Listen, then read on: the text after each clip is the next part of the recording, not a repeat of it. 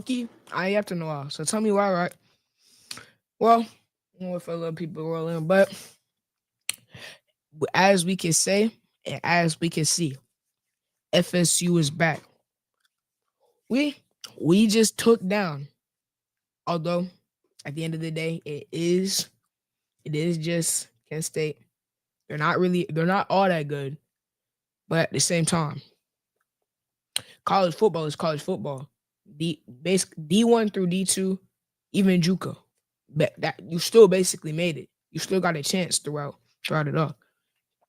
But Florida State is bad. We beat them 77-3. We beat a team by 70 points. We blew that team by 70 points. No matter what team that was, a 70-point blowout is almost unheard of. Not even in the J Trav era, we would have done something like that. Like our backups were not performing like that. Our backups weren't throwing 2 touchdowns, having to sub in the third string, and he still threw a touchdown. So let's talk about the offense for sure. Like Tommy Castellanos is just showing how much of an amazing dual threat he is. Tommy Castellanos for Heisman for sure. Because as you can see throughout this game, he had about 200 yards through the air, and that's not even just counting what he did on the ground. Also, 200 yards with 3 touchdowns. And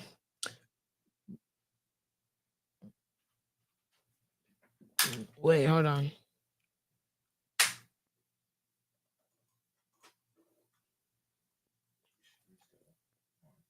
Yeah, I don't know what happened there, but he was going amazing throughout the air because having 200 yards in the air plus three passing touchdowns. That's not even talking about what his receivers did for him. If you can perform like that after a team that was 2-10 bouncing up to what 3-0, that is an amazing start. We already done beat last season.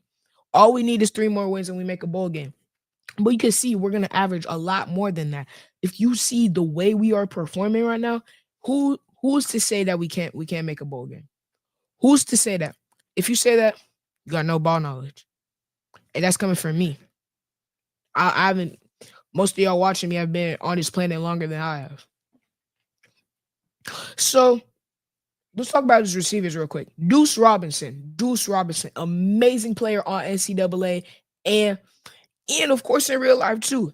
You telling me 82-yard touchdown, you're getting blurred. Like I understand it's a Kent State DB and all, but you're getting blurred by almost like 6'5" receiver. Big receivers aren't supposed to be they're not squirrel right speed. They're not what Keon Coleman speed. Well, Keon Coleman's pretty tall, but I'm talking Deuce Robinson is fast, but he's not like that. He's not like fast.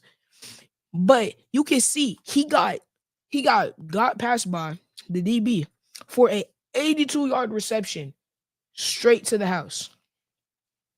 So the throw was just amazing, and it was wild. Tommy Castellanos was getting hit and falling on the ground. You're telling me, no matter what team you play for, that is literally not supposed to happen.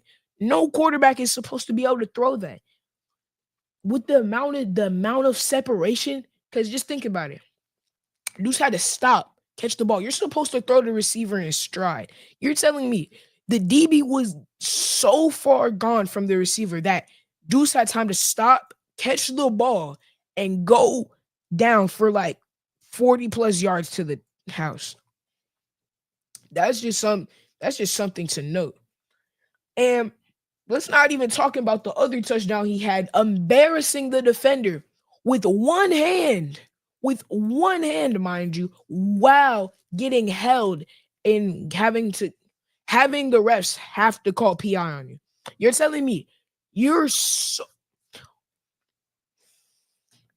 can't guard somebody well enough. I can understand. Everybody slips up now and then. And everybody gets a big play. Some of them every now and then. But to think Cause it would be more reasonable if Deuce just caught it in the air over you. Cause he's a giant. But he got held, reached out his hand, caught the ball while the defender was on him in the end zone. I I could never let that happen to me personally. Now, I'm not gonna wish that to existence because I really don't want that happening. I don't want to be on anybody's highlight reel. But the fact that you are one obstacle for the most part. You are basically one obstacle. Even if you're at Kent State, you're basically one obstacle from going pro. This is your dream right here. You're playing on one of the best college turfs in the and I'm in in the CFB. And you proceed to go out there and embarrass your coach, embarrass your teammates, embarrass your family that either they might have came out there to Tallahassee to come and watch you. They might have been on their couch. Who knows? That your whole family might have been watching you play that game. This might have been one of the biggest games of your entire career, and you let that happen to you. You wrap your last name on your back, and you let something like that happen to you. Come on, man. Because like I can understand getting got, but if you get got, you gotta at least come back and do something. Like you just got to get got. You didn't do nothing else. As I was saying. So that's also to go in and say we basically have our old team back. Cause if we look at the stats, Tommy Castellanos from the other game, which we are going to talk about next week, he's having like 2 touchdowns on the ground with zero passing touchdowns. J Trav would probably have at least 1 passing touchdown with a touchdown on the ground or some yards. But what I'm saying is Tommy Castellanos is basically just J Trav part 2. Let's pray that he doesn't end up like J Trav because we don't want that happening again. We want to make the playoffs.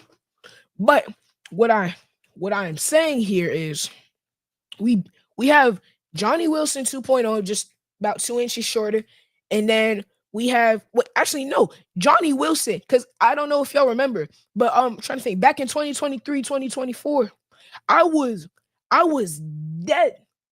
I was amazingly mad at Johnny Wilson because he couldn't catch. His hands were horrible. Well, let's not say all that now. He still made it pro. His hands were okay. But some of those drops were just atrocious to look at because I went to most of those games live. But what I'm saying is we got Johnny Wilson 2 inches shorter, one-handing the ball against DBs that are holding him.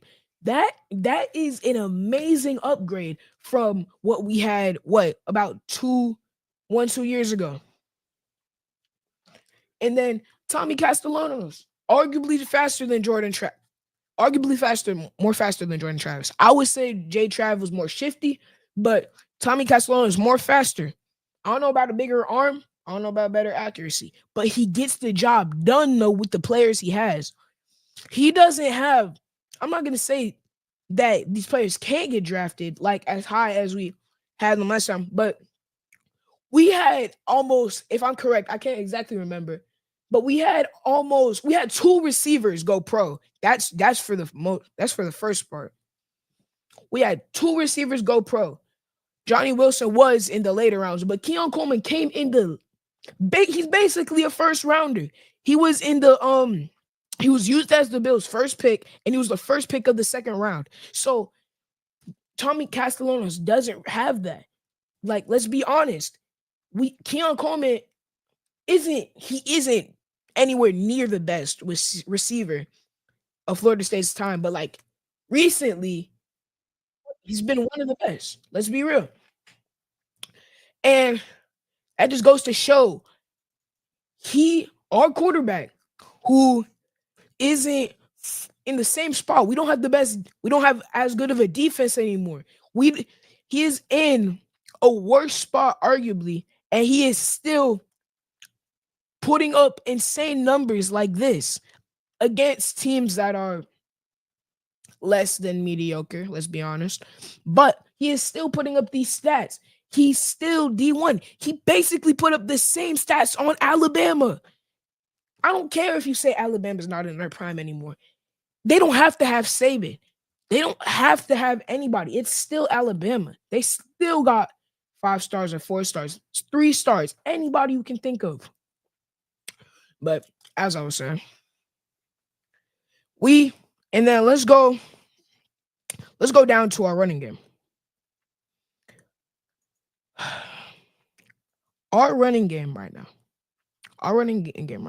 has been some of the best I've ever seen since Toafili and Trey Benson. Trey Benson was a 3rd round pick. I don't know really what happened to Toafili. I'm not one to talk about that. Now, from what I've seen with our running game,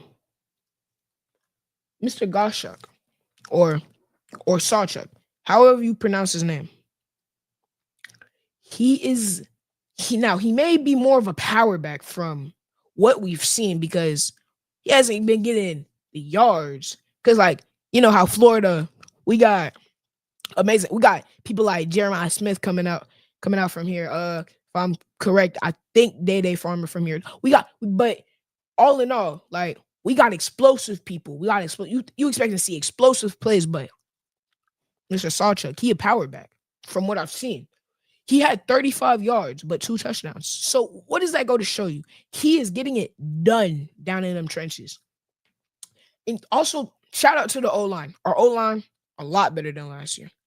Matter of fact, next video, we gonna pull up the stat. We gonna see how much sacks have been concluded from this part of the season to last part of the season. So, but all in all, our O-line is doing amazing. And our running backs are even better because they are feasting off of this. Sawchuk is just going straight through the line with no problem. And he is bouncing off of hits left and right with no problem. He is a running back of the future. Now, I'm not one to say what he's going to do against bigger teams. I'm not one to say what he can do in, like, open, amazing. Actually, no, I am one to say what he can do at open field because he actually caught almost about a 50-yard reception screen pass. He read the blockers perfectly and he went for a touchdown, a screen pass from a running back that is almost known for powering through the line. Went for a 53-yard screen pass reception. So that just goes to show you. We back. Our running game is back. Our offense especially is back. We all back. So now let's slide over to the defense real quick. We immediately shouting out the defensive line. That defensive line has been amazing. Now, it's not Brandon Fisk and Jared Verse amazing. Them two were different. Brandon Fisk, or I think it was Braden or Brandon. I don't got that good a memory. But either way, Jared Verse was a 1st-round pick, arguably pretty early. Braden Fisk put up like 5 sacks in the ACC championship and got drafted strictly off of that. And now the Rams then put together a college duo that is amazing. Amazing. And now I'm not going to say we basically got that back because having a 1st and 2nd round pick D-line is kind of crazy because we've done lost Patrick Payton now because he didn't want to do good off of the fact that we went 2-10 last year. But that doesn't matter. We don't have that D-line anymore. We don't have that insane D-line anymore. But we're coming back to it because if we watch the latest games, we are putting up pretty good numbers. We're getting back there. We're getting back to the QB. And even in our secondary, we're doing amazing. We're not letting up that many yards. Now, some touchdowns were conceded, But I'm sorry, but even against Bama, not we held them to 17 points. A 2-10 team held them to 17 points. And then our secondary, Earl Little coming in with the pick, almost a pick six. If he would have, it was pretty crowded. I won't lie, but Earl Little, he got the pick, and if I'm being honest, he should have took it back. And then Wilson coming in, our best corner, if I'm being honest, just coming in with another. And then let's talk about what we used to have. We had 2 corners, if I'm correct, that got drafted. Jerry Jones right now, he's one of the best. Well, he's not a rookie anymore, but was one of the best rookie corners in the league last year. And then now we have this. We are going into a crazy rebuild. That 2-10 season was a fluke. We are back. We are coming back with an amazing secondary, amazing trench. We have an amazing offense. And we are just showing that by coming out here, putting up stats like these, stat lines like this that just show the FSU's not going to take it anymore. We're going to give the butt whoopings now. If one year showed how many of y'all weren't truly in it for the ride. Showed how many people were willing to give up on Florida State. Showed, oh, y'all got beat 63 to what? 3 against Georgia. What? That just shows that FSU don't play all that. It looked like we did, but now it doesn't, because simply we are just better now. We are one of the better teams, and we are going to be an amazing team for the rest of the season. Now, if I were to throw out a record prediction, I'm not going to go 2, but I want to say 9-3 to 10-2. Lowest 7 wins. That's my prediction. What is one of the favorite? Definitely that running game. That running game is insanely surprising. I'm looking at the stat lines. Like, before I watch the game, I usually try to take a look at this stat line. I see that Tommy Castellanos has 0 touchdowns and 1 pick.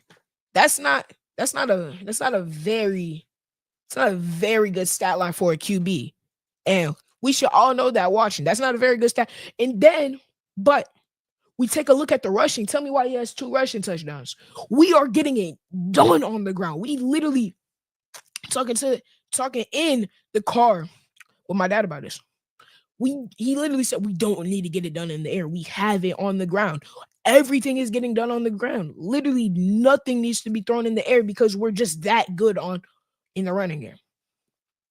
Thank you, O-line. Again, I used to be a former center and tackle myself. I would know how much disrespect and no credit y'all get.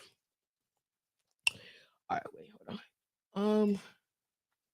hold on. Can you scroll up a little bit? Who's your fave?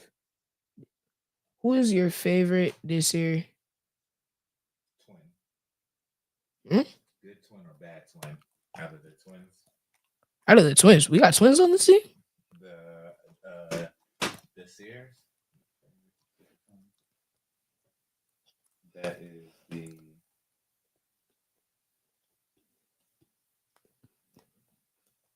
What again?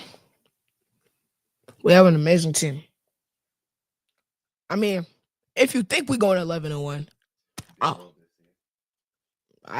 not even gonna lie. I haven't got that deep. I haven't even heard of them. But that's definitely something we're gonna have to look into. Scroll back down.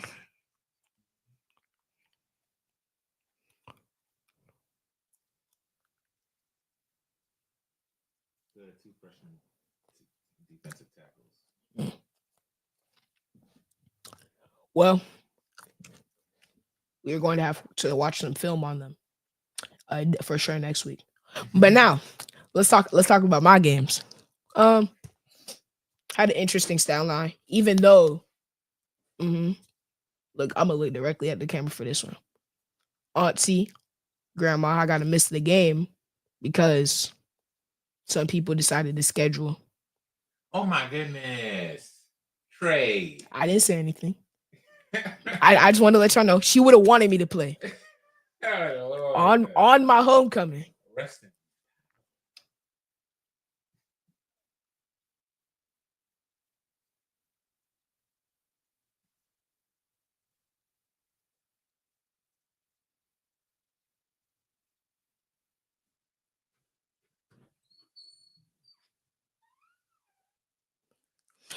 As I was saying,